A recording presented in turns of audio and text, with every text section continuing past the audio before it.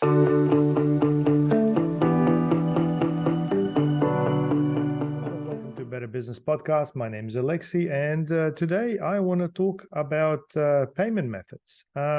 Look, I think taking payments is obviously one of the critical components of your business. We all want to get paid on time.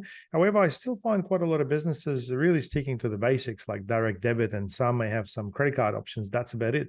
Well, there's many different options in the market right now, and I think a lot of people are missing out on a big opportunity to, first of all, be able to get paid on time, because obviously with a lot of businesses, there are payment terms and whatnot. And I think there are also various payment methods that could be making the life of the customers a lot easier as well. So, we all, use some sort of a bookkeeping software like MYOB or Xero. And companies like Xero have got quite a lot of integrations. I mean, I personally use Xero. I moved away from MYOB a long time ago when they first came out. Xero was just really a new, completely different approach to doing bookkeeping and accounting online. And one of the things they introduced was basically having integrations with third-party providers like Stripe. So Stripe is a company that you can sign up with quite easily, that will verify your account and connect to your bank, and you can basically take credit card payments, whether it's Visa, MasterCard, American Express. It takes care of the whole lot, and the fees are quite reasonable. And what the beauty is, once you're connected to Xero, you can actually on-charge those fees to your customers. When we first introduced that back in 2015, 14 or 15, I can't quite recall. We found that probably about a quarter of our customers jumped on the credit card payment straight away. Everyone loves their points, and I think having that option is a must on your invoices. So if you got Xero, explore Stripe as a payment option, and it's very, very easy to connect. And the money typically arrives in your bank within 48 hours. Now, if you do a fair bit of stuff with Stripe, you can negotiate and get a better rate. So if you've been using Stripe for quite some time, you may want to reach out and see if they can do something better for you. Most of the time they can. There's heaps of other companies like eWay that do very similar things, and based on the volume of transactions, you may be able to get a better rate on all of the transactions. Now, another method that a lot of people don't really use for service-based businesses is direct debit. I don't mean like BSB and account number. I mean more in line of setting up direct debit through a proper integration with your Xero. Now, there's a great service called Go Cardless. We've been using it quite a fair bit. It's basically an alternative to credit card payments where you use obviously the debit card details. But it's such a great service that Xero actually bought that out. So it's actually owned by Xero right now. It's very easy to set up. I think from memory, it's about 60 cents per payment. It's actually very reasonable. And you can get into this whole direct deposit thing, which works perfect for gyms and anything else with a subscription where you're trying to keep fees fairly low. So yeah, check out Go Cardless. That's what the name of it is. Now, I find all this businesses do really well when it comes to integration. So if you got a CRM where you basically want to make sure that everything's in the one system, you can easily integrate these things, whether you're using HubSpot or whether you're using Capsule, or if you want to take payments through PandaDoc, which I mentioned in previous episodes. I find that connecting those payment gateways really makes your customer's life a lot easier, and most importantly, you can get paid sooner. That's the whole idea behind them as well. There are a few interesting new players on the market. There's a company called Airwallex. If you're doing anything with foreign currencies, you may want to look into something like that. It requires a little bit of development if you want to do something tricky, but the idea is you can actually have virtual credit cards in many different currencies. So if you basically want to avoid all those credit card fees, which is how we got into the whole thing, we do have a lot of subscriptions with American companies where we pay for services in US dollars. And over time, I looked at into my statements, and I found that we're paying way too much for those foreign fee transactions. It actually does that up fairly significantly. So we started looking for a provider that did that, and that's how we found Airwallex. And then we found that you can actually have wallets in various currencies, and you can also create virtual credit cards. Now that is really awesome. I think the whole idea of getting that virtual credit card is just amazing. I mean, if you're going to do this through the bank, typically you can get a virtual card set up within 24 hours with main banks. Don't quote me on that because their service does vary.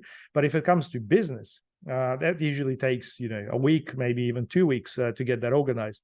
Now with Airwallex, you can go in and set up a business Visa credit card almost instantly once your account is verified, and you can trade in various currencies as well. So you can have a USD wallet, and yeah, the exchange rates are really, really good.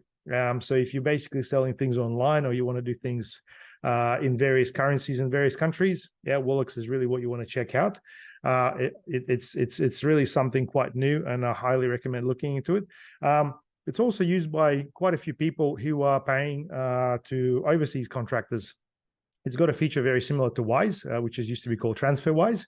So if you guys are looking for ways to pay people in different currencies, check it out. I won't go too much more into that.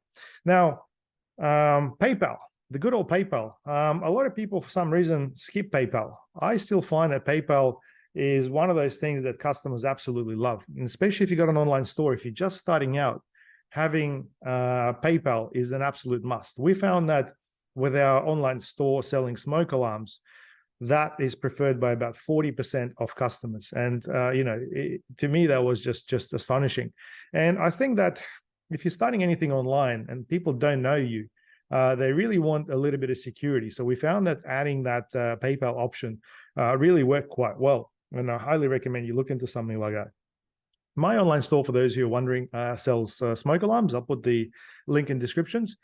We found quite a lucrative market where Queensland was going to this whole upgrades for smoke alarms on investment properties, having to install one in every single room and having them interconnected. So we found a great product in Sydney and did that. So that's our online store. It's called Photoelectric Smoke Alarms. And yeah, link is there.